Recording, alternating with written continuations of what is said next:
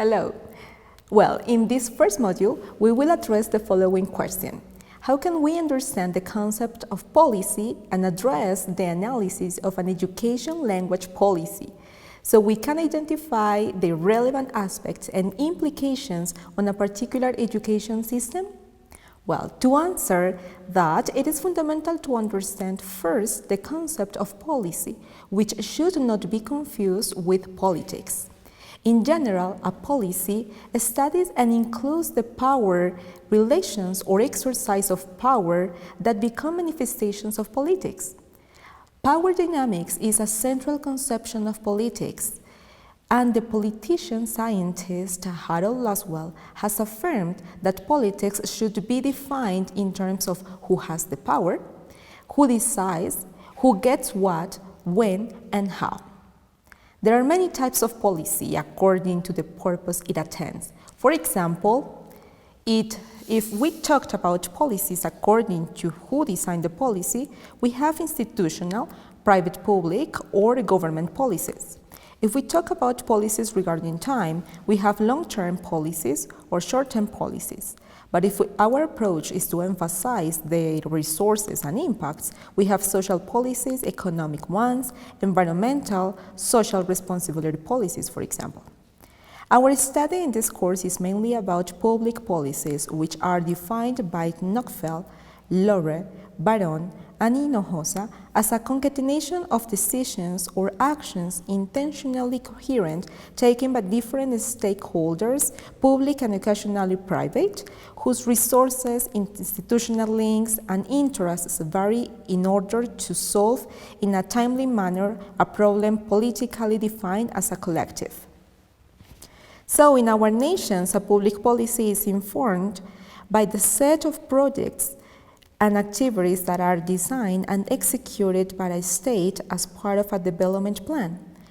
But also, fundamental parts are the design, analysis, and evaluation of public policies, because governments become accountable for the results and impacts of their policies. In the creation and design of a policy, we have a cycle that we can see in the following picture. First, we identify a problem that usually presents the demands and necessities of a community. In this first phase, we need to consider the national agenda, ethical and political framework in order to elaborate a diagnosis and delimitation of this problem. The second phase is planning, which involves the formulation of policy that stakeholders who will intervene during the implementation. We select the alternative of solution of the problem, and we establish an action plan that includes critical factors that could modify the goals of the policy. In the third phase, we have legitimation, which means that it is necessary to specify the guidelines of the policy's implementation and how the policy will be adopted in different contexts.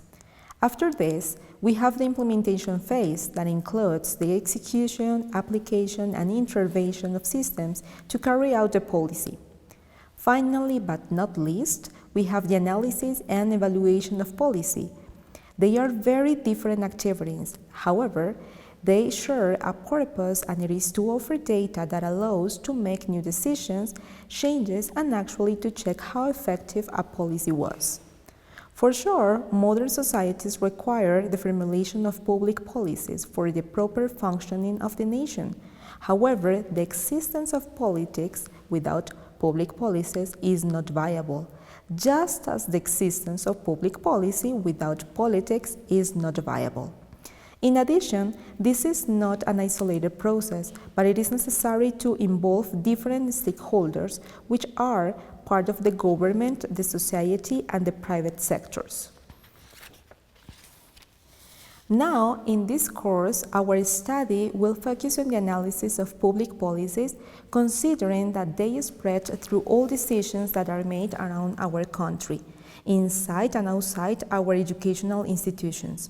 If we refer to the types of public policies depending on the authority that issues it, like international, national, governmental, regional, or local policy, we have a classification.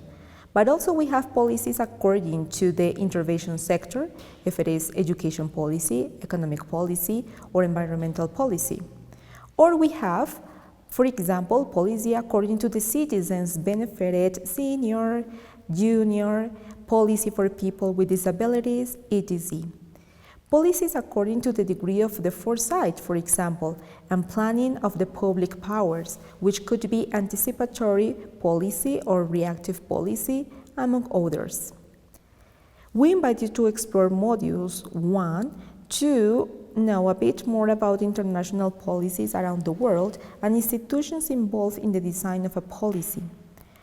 However, in this video, we will center our discourse on the Sustainable Development Goals, or the global goals launched by the United Nations in 2015, with the purpose of protecting the planet, ensuring the peace and prosperity among nations, and fighting poverty. Although the agenda includes 17 goals, each one contributes to the realization of others. Try to maintain the balance in the environmental, social, and economic sector, prioritizing the most vulnerable communities in our countries. The goal that contributes to the education sector the most is the number 4, that seeks to ensure inclusive and equitable quality education and promote lifelong learning opportunities for all. Since 2015, the UN and the member states have carried out alliances and agreements to achieve this goal. However, the spread of the COVID-19 pandemic has taken a toll on everybody on Earth, and most on quality education, forcing our teachers and professors to modify their practices almost overnight.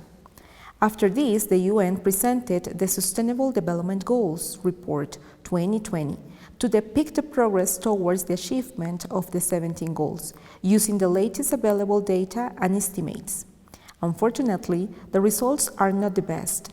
In the following infographic taken from 2020's report, we could see that inequalities in education quality increased by COVID-19, and experts predict that approximately 200 million children will be still out of school by the year 2030.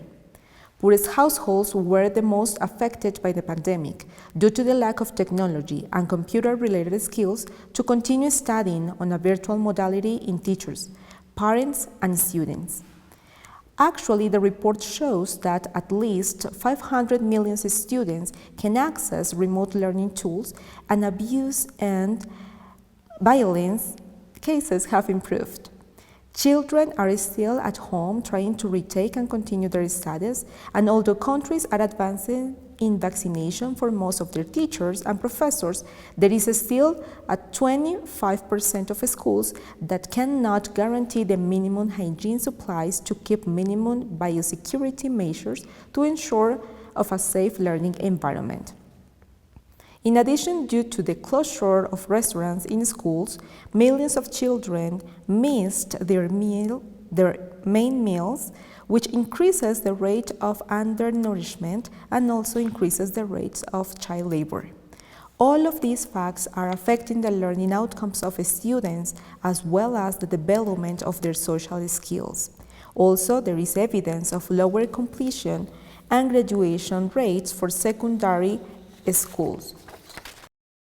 We finish this video with a short reflection and invitation from the Secretary General of United Nations, Antonio Guterres, who states that everything we do during and after this crisis must be with a strong focus on building more equal, inclusive, and sustainable economies and societies that are more resilient in the face of pandemics, climate change, and the many other global challenges we face too, including education.